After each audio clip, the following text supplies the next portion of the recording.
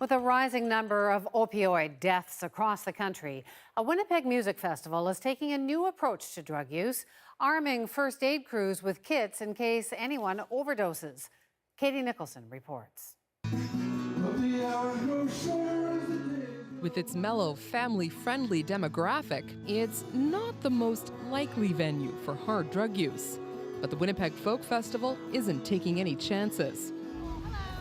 Its first aid staff, all trained to administer naloxone, just in case anyone overdoses on opioids.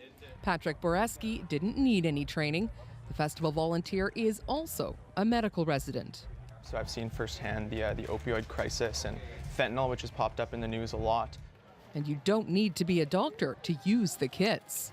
It's that easy to use that we can trust anyone to be able to handle these kits and administer them. So I think it just makes sense, especially at a festival where there is the potential for overdoses. It seems like such a natural thing to have on hand. Festival organizers say there hasn't been a drug overdose here in 10 years. Still, it's not necessarily a need, but much like having a fire extinguisher in the home, you hope you never have a fire, but you like having a fire extinguisher. The Winnipeg Folk Festival says it is one of the first in Canada to be ready to deal with opioid overdoses. They've also distributed cards to help volunteers recognize the signs of an overdose. The more information in our back pocket, the better.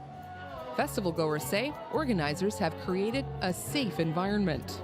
There's lots of volunteers and stuff like that too, and they always come and do checkups on you, and they always come and make sure that everyone's doing fine and stuff like that. I do know if anything happened, I would be safe.